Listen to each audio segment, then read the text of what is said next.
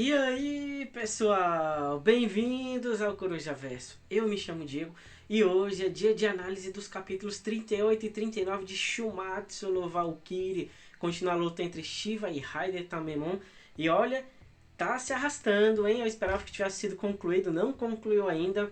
Então teremos mais uma análise para trazer o final, o desfecho dessa luta, que tá bacana, tá bem bruta, mas que eu acho que poderia ter sido um pouquinho mais resumida e reduzida, não é mesmo? Pois bem, não importa, o importante é que temos capítulos para analisar e vamos falar agora. Simbora? E o capítulo, o que acontece? O Raiden ele tava levando vantagem, né? Ele deu aquele... acabou com o braço do Shiva, né? Deixando ele apenas com 3 utilizáveis. E o Shiva, ele viu que mesmo assim, tá ok pra mim. Vou continuar a luta porque eu tenho umas táticas aqui, umas técnicas. E assim, a gente lembra que ele queria ser no passado o deus da dança, né? E olha só, ele começa a executar uma dança ali, o povo até estranha, os movimentos começam a ficar mais fluidos, né? E então ele começa a, já resumindo bem o capítulo 38, que ele é bem curtinho em relação à análise, que é só ação, ele começa a fazer as danças dele e começa a atacar com a dança. Os movimentos dele ficam mais fortes, mais rápidos, e o Raiden já não sabe como se defender, né? Porque é um padrão totalmente diferente do que ele estava utilizando, né? Então ele começa a levar a pior o Raiden. Tipo, o Shiva vai de um lado pro outro, ataca, o Raiden não consegue se defender. Raiden prepara aquele ataque que incha o braço e vai atacar. E o Shiva desvia, ele não é acertado. E ele vai cercando de todos os lados o Raiden, né, do ringue. E batendo, até que chega uma hora que ele começa a dar golpes tão rápidos que ele vai se aquecendo. Ele vai começar a pegar fogo, assim, ficar bem quente, né? E ele começa a desferir vários golpes. O Raiden faz tipo um escudo que ele pega os dois braços e incha e começa a se defender, só que ele vê que não vai ser o suficiente, que daqui a pouco o golpe do Raiden vai passar a defesa dele, mas nem precisou insistir tanto. O Raiden ele é muito versátil, não, o Shiva é muito versátil, desculpa, e ele utiliza a perna, bate no braço do Raiden que tá fazendo a defesa e abre a defesa dele, atacando com outra perna um golpe que tipo pega fogo e rasga o peito do Raiden, sabe? E começa a jorrar sangue e depois jorrar fogo, assim, queimando. Então ele deu o golpe, cortou o Raiden, mas já cauterizou, tipo, igual mais ou menos o sabre de luz em Star Wars, né? E assim, o Raiden perdeu bastante sangue, assim, né? Perdeu muita energia nesse golpe. E a gente vê nesse momento que muitas pessoas estão assistindo essa luta. Buda, o Zeus que está interagindo, Hermes, né? Vários outros deuses, e os representantes humanos todos vendo isso.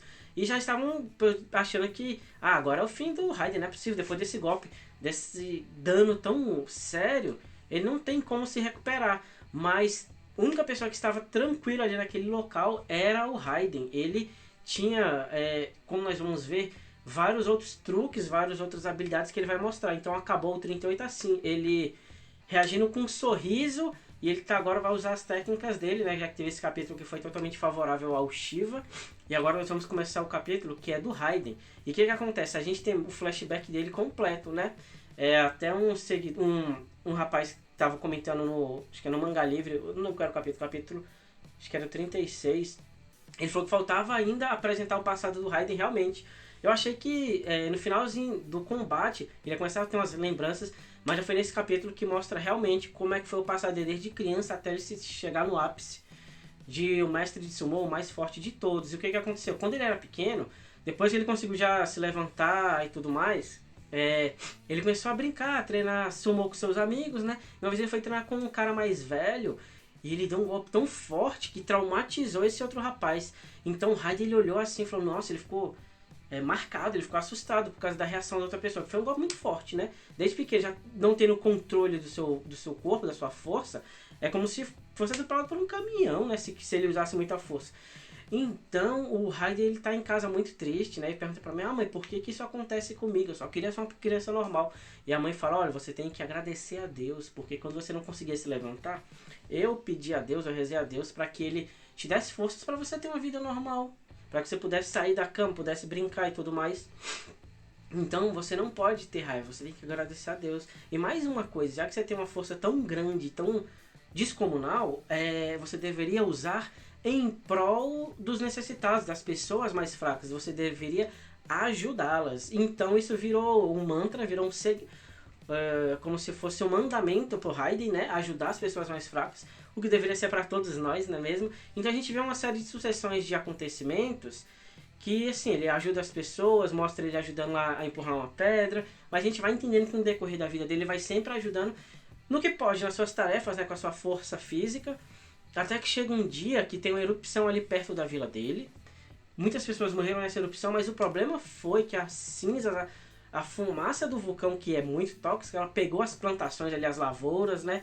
Então, muitas pessoas começaram a ser intoxicadas pelas cinzas, pela fumaça, e muitas outras mais, milhares, morreram de fome, porque as plantações foram destruídas, né? Não tinha mais alimento para as pessoas estavam chorando, desesperadas, morrendo de fome. E o Raiden encarou isso como uma coisa terrível, né? Acho que foi conhecido como a grande fome de Tanmei. E então ele decidiu fazer uma grande mudança na vida dele. Então, por causa dessa grande fome lá em Tenmei, ele decidiu aos 17 anos sair para o mundo e conquistar muito dinheiro para poder alimentar o seu povo, mandar comida, porque ali não tinha muita perspectiva de melhora, né? Ele era o único ali que talvez tivesse condições de fazer essa grande mudança no seu vilarejo. Então ele vai vagando lá pelo Japão e decidiu que ele ia investir no sumo, sua grande força, né? Ia trazer uma grande vantagem. Então ele foi parar no estábulo chamado Urasaki. E nesse estábulo, ele viu lá que o povo lutava e falou: vou treinar aqui com vocês, eu quero ser um mestre. E ele foi lutar com um cara ali para desafiar, para ver se ele poderia se enquadrar. E ele sabia que com a sua força ele derrotaria o cara, só que o adversário. Só que quando ele foi atacar, o seu adversário usou táticas para utilizar a força dele contra ele mesmo. O cara não ajudou, né? Então o Raiden viu que ele tinha muito que aprender, que sua força bruta não seria o suficiente, né? Essa é lógico, se ele quisesse dar um soco no cara, ele ia acabar com ele, mas não era o estilo do sumo. Então ele começou a aperfeiçoar muito, muito, muito, né? A gente vê todo esse processo de treinamento com o seu sensei, com o pessoal ali. Então chega ao ponto que ele começa a ficar conhecido em todo o Japão como o Relâmpago de Shinano. E ele já era um grande astro do sumo nesse período que ele ficou conhecido nacionalmente, e assim ele já poderia pegar o dinheiro que ele conseguia nas bolsas, nos títulos, né, para mandar pro seu vilarejo como comida para ajuda. E assim, ele era o grande campeão, então ele acabava as lutas muito rápido. Até um dia que ele foi enfrentar uma pessoa, essa pessoa estava com muito medo, e ele relembrou do seu amigo do passado, que também tinha medo da força dele. Eu não sei se fez um paralelo, se a pessoa, o jovem, era esse que ele estava enfrentando. Eu acho que não, era só para mostrar, né, exemplificar que pessoas mais fracas têm esse medo, e ele não queria ferir essas pessoas, então ele desistiu da luta. E nesse momento que ele desistiu da luta, seu sensei foi lá pagar um sapo para ele, falou que isso desonrou o sumo, os deuses do sumo e tudo mais, e ele tava dando aquela bronca. Quando ele viu, o Raiden tava chorando, e ele não entendeu por quê. Então o Raiden falou: minha força, o meu estilo de vida é para proteger os fracos, não para afugentá-los. Por isso que eu desisti, eu não queria machucar eles, sabe? Eu quero ser um raio de esperança, não de medo e tudo mais. Então o sensei dele entendeu essa situação, né? Você deve ter tido uma conversa ali bem interessante sobre isso, para ele não desistir, mas continuar com seus ideais. E foi nesse momento que o Raiden decidiu: eu vou continuar lutando sumo, mas eu vou selar meu poder, não vou utilizar as minhas técnicas, para ser mais justo e também para não ferir as pessoas. E as lutas dele começou a durar mais tempo, e ele teve 254 lutas e 96% de aproveitamento. Acho que ele perdeu 8 vezes, se eu não me engano, 8 ou 9. Mas todas as vezes que ele perdeu foram para adversários bem desranqueados, ou seja, pessoas mais fracas que tinham medo. Então ele decidiu que não ia enfrentar essas pessoas, ou não ia enfrentar com tudo. Então, chegamos lá, vemos ele chegando ao ápice do poder, e depois acabando o legado dele, né? Ele morreu e tudo mais. E ele fala: nesse período ninguém soube, o pessoal percebeu só na hora, que ele nunca pôde utilizar todo o seu poder, nunca. Porque, não apenas porque ia danificar o seu corpo, mas também porque ia acabar com as pessoas, com os humanos comuns, né? E nesse momento agora ele ia poder utilizar 100% do seu poder contra o Shiva para proteger os mais fracos, os necessitados, os humanos que estavam quase em extinção. E essa é a grande virada da luta.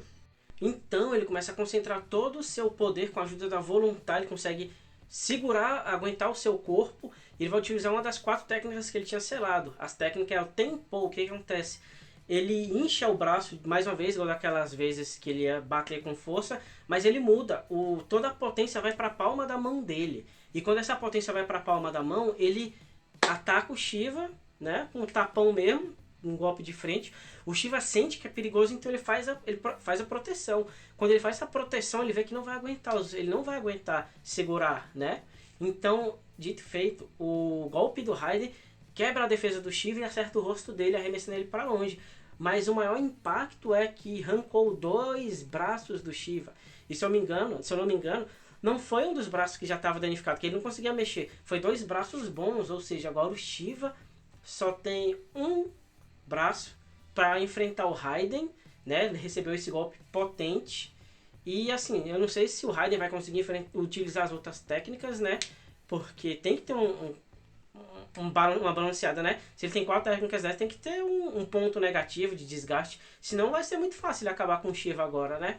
Pois bem, o Shiva tá jogado no chão sem 2 braços. O pessoal fica tudo assustado. E aparentemente encaminha para a vitória do Raiden, né? Mas a gente já viu muitas vezes que Shumatsu nos surpreende até o final, né? O que a gente espera que ganhe, não ganha. Deixa a gente muito traumatizado, vulgo Adão, né? Então, nos resta esperar. Eu vou esperar sair a tradução em português para vocês, para poder trazer direitinho os capítulos 40 e 41, que vai ser a conclusão dessa batalha. E vamos ver se já vai ter logo um próximo confronto anunciado, né, pessoal? Mas é isso, nós vemos as habilidades do Shiva, da dança, mas o Raiden com seu poder bruto mais uma vez conseguiu sobrepujar. E agora vai ficar tenso, hein? Se o Shiva morrer, os deuses vão ficar realmente assustados. Então é isso, pessoal. Se vocês gostaram desse vídeo, deixa aí o seu like. Comenta o que você achou do vídeo, comenta o que você achou do capítulo. Se inscreve aí no canal, ativa o sininho para saber quando tem vídeo aqui no Corujaverso. Quiser bater um papo comigo, minhas redes sociais estão aí na descrição. Muito obrigado pela sua audiência, por estar aqui com a gente. E nos vemos nos próximos vídeos. Um grande abraço e fui!